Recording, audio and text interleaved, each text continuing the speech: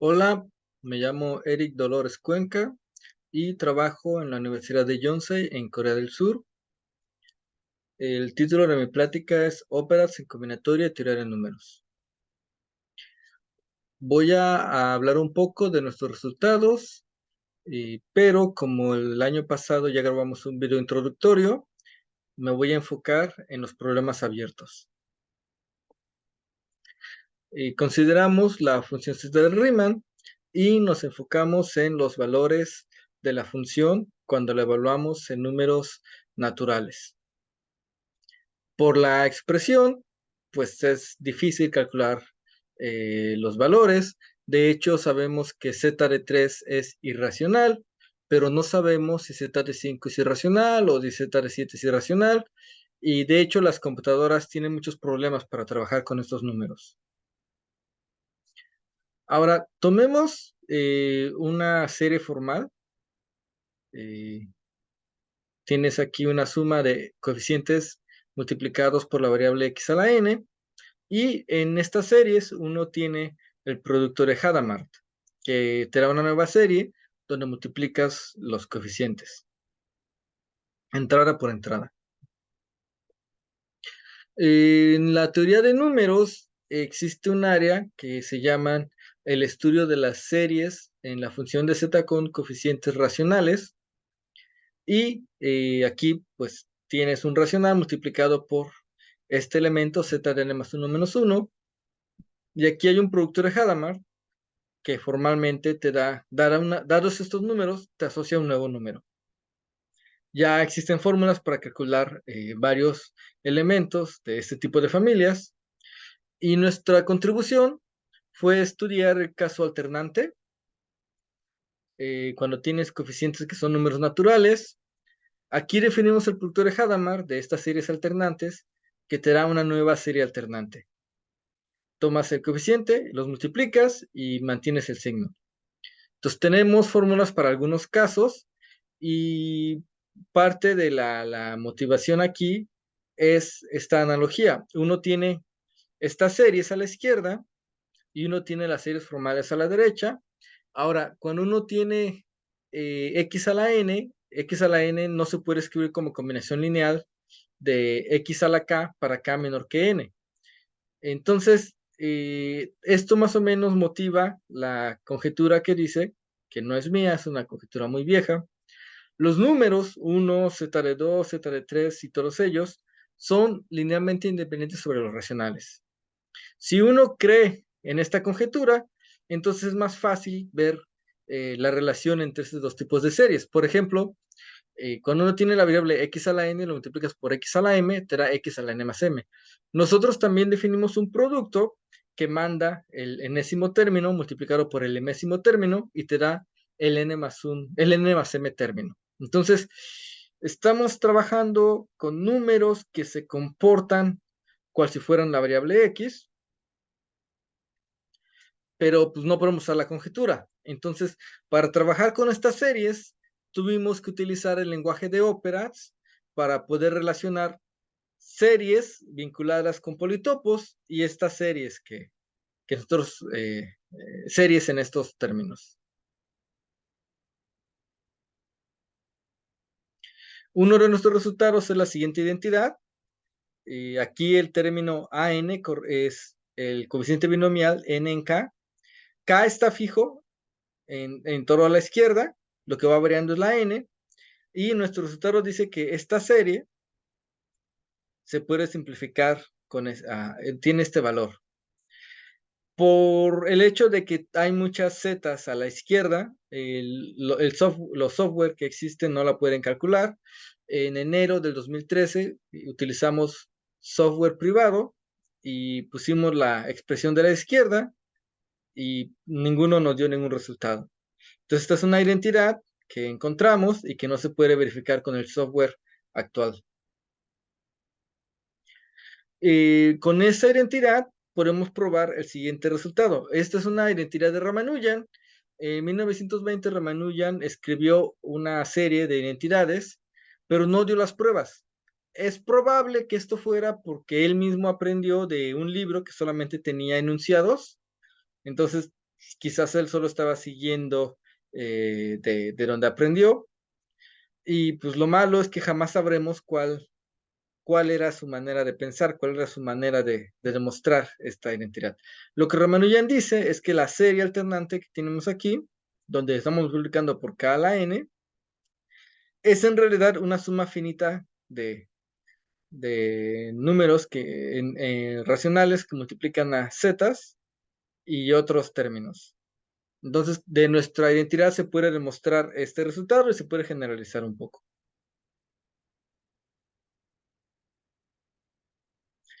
Para los que estén interesados, el video del año pasado se titulaba Los resultados de Ramanujan sobre números eulerianos y las series de orden, y está en esta dirección.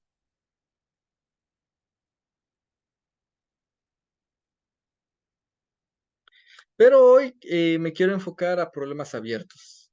El área en el que trabajo combina la teoría del orden, la combinatoria numerativa, la teoría de números y la teoría de óperas.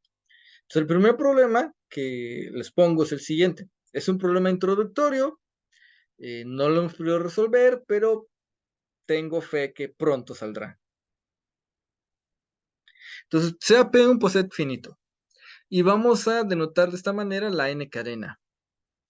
El polinomio de Stanley se define como el número de mapeos de funciones del poset a la n cadena que tiene la siguiente condición. Si x es menor que y, la imagen de x es menor o igual que la imagen de y.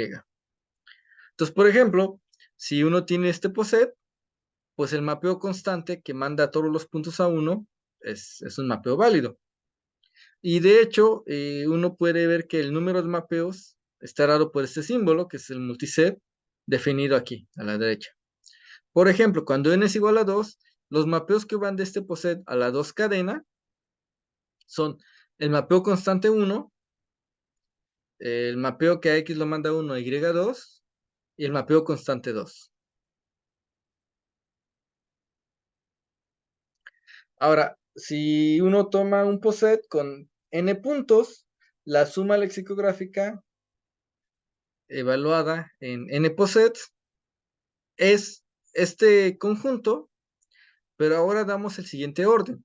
Dos puntos se relacionan si ya estaban relacionados en algún poset, o si uno pertenece a PR, el otro pertenece a PT, y el punto XR es menor o igual que el punto XT en el poset original. Entonces aquí vemos un ejemplo. Yo tengo X menor que Y utilizo este poset para hacer la suma lexicográfica de estos dos posets.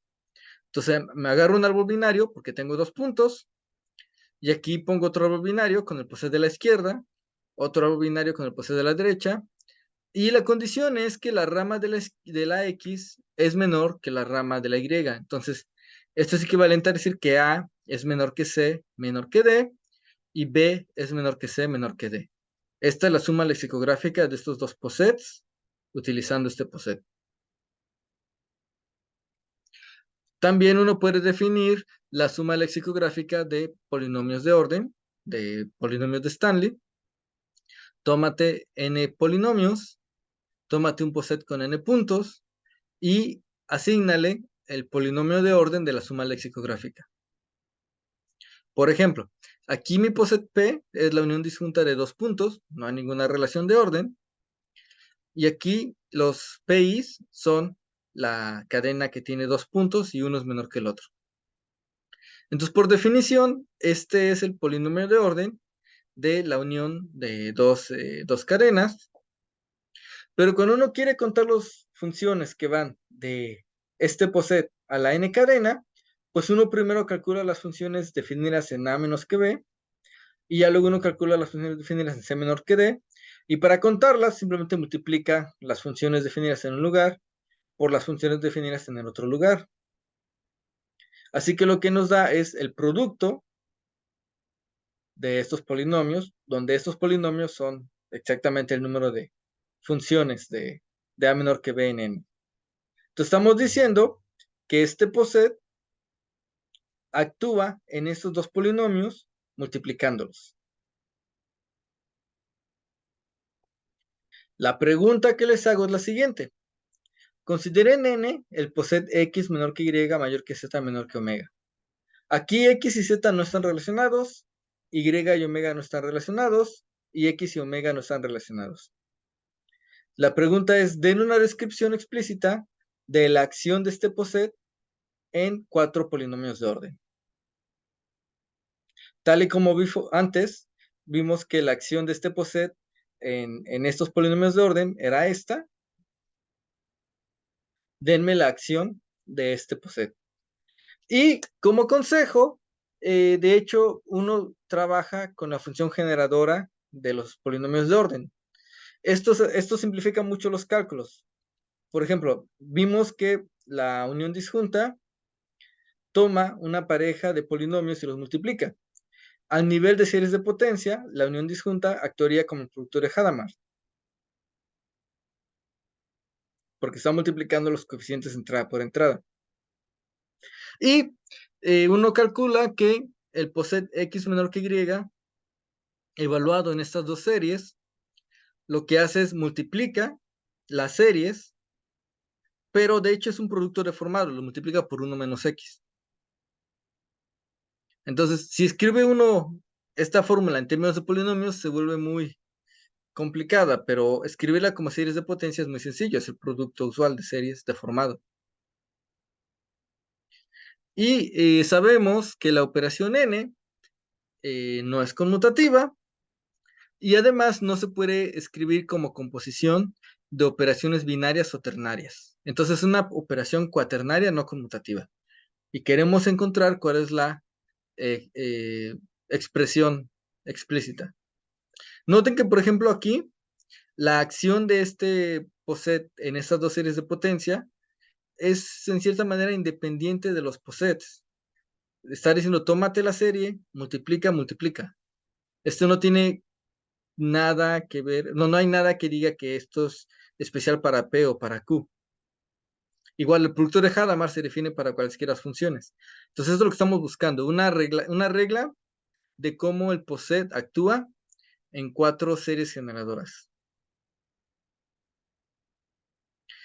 El siguiente problema abierto se considera, por los expertos, one of the most intriguing problems in the combinatorial theory of posets. Se llama la conjetura 1/3, 2/3.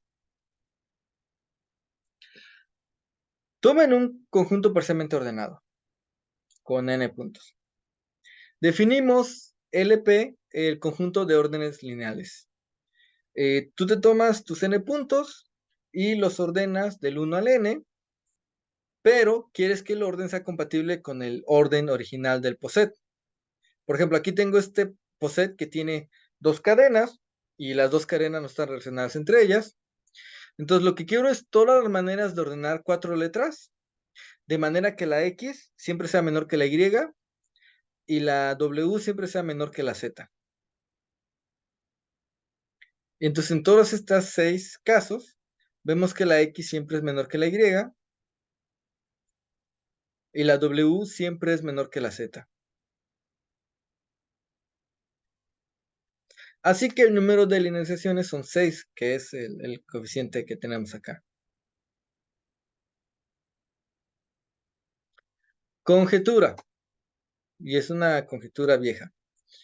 Para cada conjunto parcialmente ordenado finito que no es una línea, que no es un orden lineal, existe una pareja de puntos tales que, si te fijas en las linearizaciones donde la imagen de X es menor que la imagen de Y, y lo divides por todas las linearizaciones, ese número está entre 1/3 y 2/3. Ejemplo, tomemos el poset que tiene un punto y Y menor que Z. Entonces vamos a elegir a X e Y.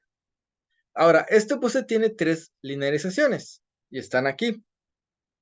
Noten que en todas ellas Y es menor que Z. Y vamos a contar aquellas linearizaciones en las que X es menor que Y.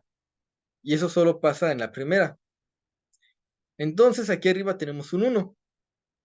Y aquí dijimos que teníamos 3 linearizaciones. Entonces tenemos 1/3. Entonces la conjetura se satisface para este poset. Entonces el problema es, prueba que para cualquier poset que no es una línea, puedes encontrar dos puntos, tales que ese cociente está entre 1/3 y 2/3. Y para acabar, la siguiente conjetura es difícil. Pregunta: ¿es cierto que entre los números 1, z de 2, z de 3, es cierto que todos esos valores de z son linealmente independientes sobre los racionales?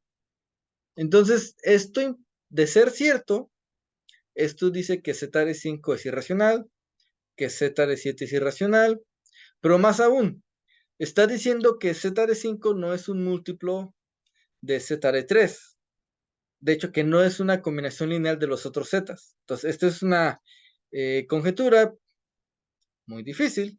Y pues sabemos que z de 3 es irracional, que al menos uno de entre z de 5, z de 7, z de 9 o z de 11 es irracional, al menos uno.